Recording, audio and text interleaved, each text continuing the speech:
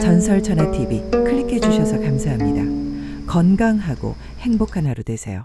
이야기 시작하겠습니다. 세 사람의 제주자랑 제54화 무공덕. 3,000냥을 각각의 주머니에 나누어 등 위에 실은 당나귀 고삐를 잡고 달빛이 환하게 내리비치는 들길을 걸어 임씨는 낯익은 마을길로 접어들었다. 마을 앞 삼거리 길 왼쪽 길로 가면 바로 임씨의 집이었다. 임씨는 어둠이 짙은 그쪽을 바라보다가 오른쪽 길로 접어들었다. 흙에 돌을 끼어 쌓은 높은 담이 이어지는 좁은 길이었다. 홍대감 내 커다란 집을 감싸는 돌담길이었다. 임씨는 그 길을 빙 돌아 걸어 위로 올라갔다. 커다란 은행나무가 서 있는 홍대감 내 뒷뜰을 끼고 담을 지나 돌아가면 거기 작은 오두막집이 나타났다. 그곳이 최영감네 집이었다. 최영감네 집은 작은 초가집이었다. 줄줄이 낳은 여러 자식들과 함께 사는 최영감은 임씨에게는 늘 표독스럽게 대했다. 자기가 가난하게 살면 가난한 사람에게 너그러운 법이었지만 최영감은 임씨를 산나무를 캐거나 나무 하는 산에서 만나거나 들길에서 우연히 만나기라도 하면 유독 사납게 쏘아보았고 비아냥거렸다. 고른 뱃속에 거미줄 치겠구나.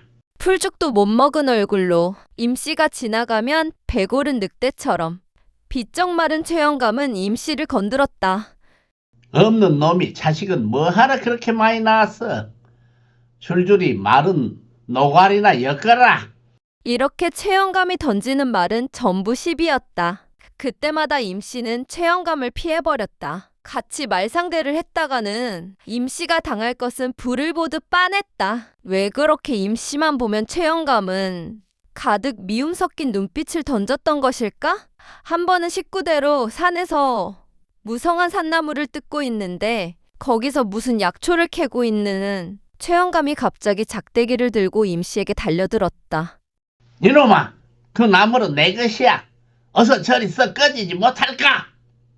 산나물이 임자가 따로 있나요? 무슨 산에 나물이 임자가 따로 있단 말인가? 임씨는 아이들과 함께 나무를 뜯어 바구니에 담으며 최영감을 쓱 올려다보며 말했다. 이놈아, 내가 임자다. 이 죽을 때까지 빌어먹을 거지놈아. 최영감이 눈에 쌍심지를 켜고 작대기를 후려칠 기세로 달려들었다. 그 최영감의 눈빛에 사리가 번뜩거렸다. 임씨는 그만 아이들을 데리고 그곳을 불이 나게 피해버렸다. 그런 최영감은 마을에서도 사납고 지독하기로 유명했다. 가난하게 살면서도 이웃 간의 싸움을 곧잘했고 성질이 난폭했다. 특히 이를 오라 하는 땅맞이기 꽤나 가진 강자에게는 비구라리만큼 굽실거리면서도 임씨처럼 가난하고 약한 자에게는 몹시 사납고 지독했다. 임씨는 그런 최영감이 가까이 다가올 적마다 미리부터 겁을 먹고 피해버리곤 했던 것이다. 그런데 그러한 최영감이 실은 임씨의 칠대조 할아버지에게 논을 억지로 통째로 팔아야 했던 일 때문에 대낮에 낫을 들고 대들다가 원통하게 죽임을 당한 후손이라니, 아니 그 자신이라니.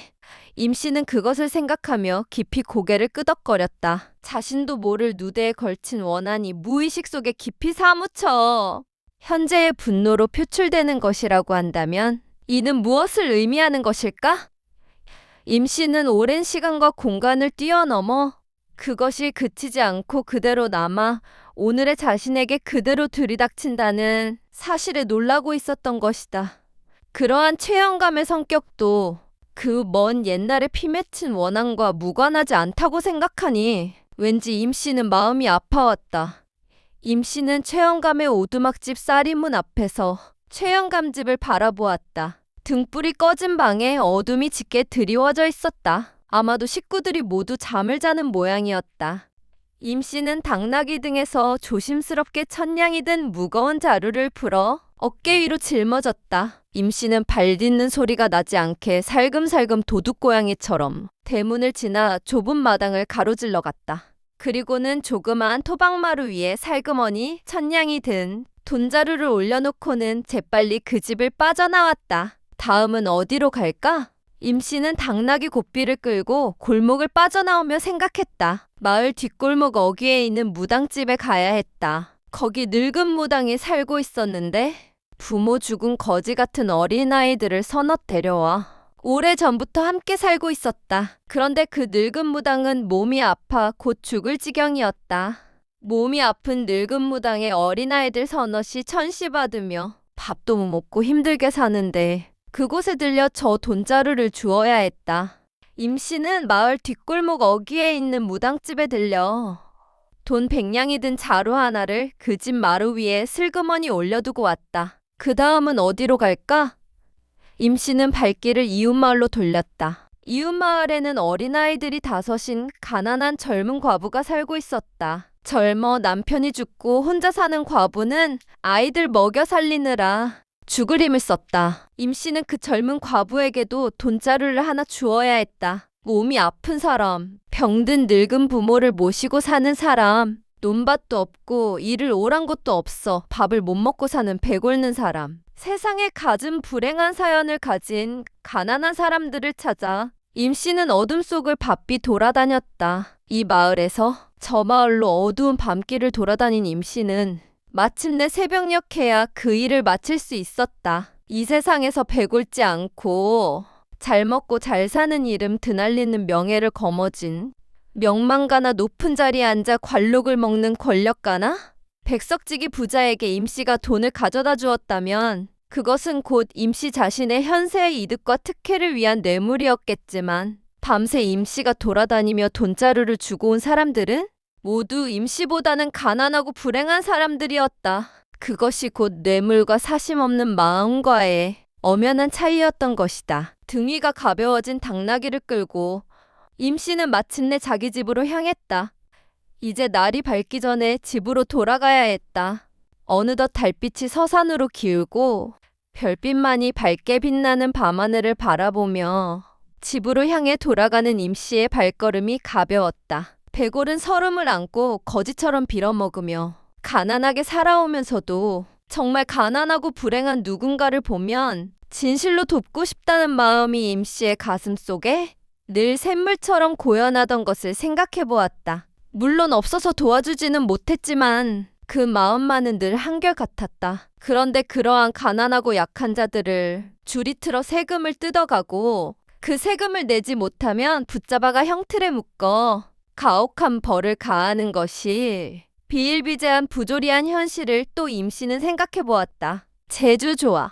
공부 잘해 어려운 과거 시험에 합격해 작으나 크나 고을을 책임지는 관리가 되었다고 한다면 가난하고 억울한 백성들의 삶을 헌신적으로 잘 보살펴야 하는데 그러기는커녕 터무니없이 많은 관록이나 꼬박꼬박 받아 챙겨 먹으며 저보다 높은 지위를 가진 상전에게는 산삼 녹용 같은 별 희귀한 뇌물을 다 구해다 바치면서 별의별 방법으로 아첨을 하고 또 제 입속을 챙기기 위하여 연약한 백성들에게는 호랑이처럼 사납게 굴며 각종 세금을 엄청나게 뜯어내고 돈을 받고 백성의 죄를 흥정해 거래하고 앉아 돈 없는 백성에게는 가혹한 형벌이나 가하면서 그 위에 위세 떨고 군림하는 관리라고 한다면 이는 제 뱃속이나 채우는 교활하고 잔인한 승냥이나 이리떼나 진배 없을 것이었다.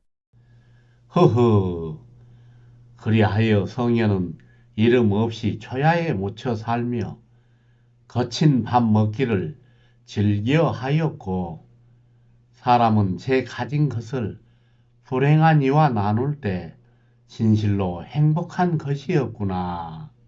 그렇게 생각하는 임 씨의 마음은 날아갈 듯 가벼웠다. 자신도 모르는 행복감이 가슴 가득 밀물져 올라왔다.